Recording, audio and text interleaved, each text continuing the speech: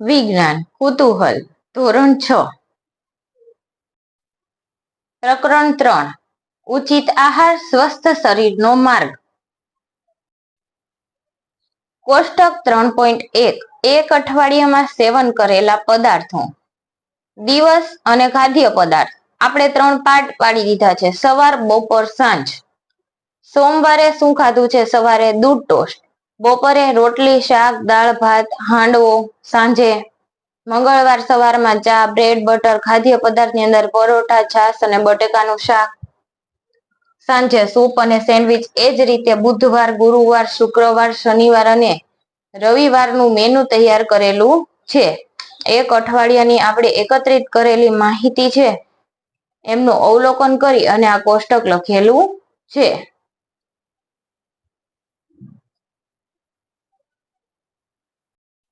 કોષ્ટક 3.2 ભારતના વિવિધ રાજ્યોના કેટલાક પરંપરાગત ખાદ્ય પદાર્થો રાજ્ય એનો સ્થાનિક પાક પરંપરાગત ખાદ્ય પદાર્થ અને પીણા પંજાબનો સ્થાનિક પાક કયો છે તો કે મકાઈ ઘઉં ચણા કઠોળ પરંપરાગત ખાદ્ય પદાર્થો મકાઈનો રોટલો સરસવની ભાજીનું શાક છોલે ભટુરે પરોઠા હલવો અને ખીર અને પીણા લસ્સી અને છાશ દૂધ અને ચા ત્યારબાદ કર્ણાટક મણિપુર અને અન્યની અંદર આપણે એક ઉદાહરણ લખવાનું છે તો આપણે ગુજરાતી છીએ તો ગુજરાતનું જ ઉદાહરણ લખી દઈએ ગુજરાત એનો સ્થાનિક પાક છે બાજરી મકાઈ ઘઉં મગફળી અને ડાંગર ખાદ્ય પદાર્થ છે એનો ખાંડવી ઢોકળા ઊંધિયું ગુજરાતી ખીચડી કઢી થેપલા હાંડવો અને ગાંઠિયા અને ગુજરાતનું મુખ્ય પીણું છે ચા અને છાશ છાશ ને ધરતીનું અમૃત પીણું પણ કહે છે ગુજરાતની અંદર ચા અને છાશ અહીંનું મુખ્ય પીણું છે કોષ્ટક 3.3 વિવિધ ખાદ્ય પદાર્થોમાં રહેલા પોષક તત્વોનું પરીક્ષણ ખાદ્ય પદાર્થનું નામ આપણને કેટલાક ખાદ્ય પદાર્થો લેવાના કીધા હતા તો આપણે કેટલાક ખાદ્ય પદાર્થો લયેલા છે અને એમનું નામ લખતું જવાનું એમાં સ્ટાર્ચનું પરીક્ષણ ચરબીનું પરીક્ષણ પ્રોટીનનું પરીક્ષણ અને છેલ્લે આ બધાની હાજરી પદાર્થની અંદર રહેલી છે સ્ટાર્ચ હાજર છે હા અથવા ના ચરબી હાજર છે હા અથવા ના પ્રોટીન હાજર છે હા અથવા ના એમનો જવાબ દીધેલો છે બટાકા સ્ટાર્ચની અંદર ખાદ્ય પદાર્થનો રંગ આયોડીનના પરીક્ષણ પહેલા કેવો છે અને આયોડીનના પરીક્ષણ પછી કેવો છે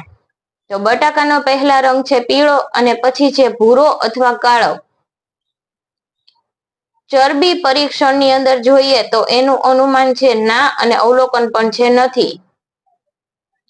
પ્રોટીન પરીક્ષણ પહેલા અને પ્રોટીન પરીક્ષણ પછી પીળો અને ભૂખરો સ્ટાર્ચ હાજર છે ચરબી હાજર નથી પ્રોટીન હાજર છે એ જ રીતે કાકડી ભાત બાફેલા ચણા મગફળી બ્રેડ રોટલી માખણ નાળિયેર અને તેલ અન્યની અંદર તેલનું પરીક્ષણ લખેલું છે તો ખાદ્ય પદાર્થની સ્ટાર્ચની ચરબીની અને પ્રોટીનની આપણે અવલોકન કરતા ગયા અને અવલોકન કોષ્ટક ભરતા ગયા તો બટાકાની અંદર સ્ટાર્ચની હાજરી છે કાકડીની અંદર પ્રોટીનની ભાતની અંદર સ્ટાર્ચની બાફેલા ચણાની અંદર પ્રોટીનની મગફળીની અંદર ચરબી પ્રોટીનની બ્રેડની અંદર સ્ટાર્ચની માખણની અંદર ચરબી અને પ્રોટીનની નાળિયેરની અંદર ચરબીની અને અન્ય તેલની અંદર ચરબીની હાજરી રહેલી છે આપણે આવું તારણ અવલોકન પરથી કાઢી શકીએ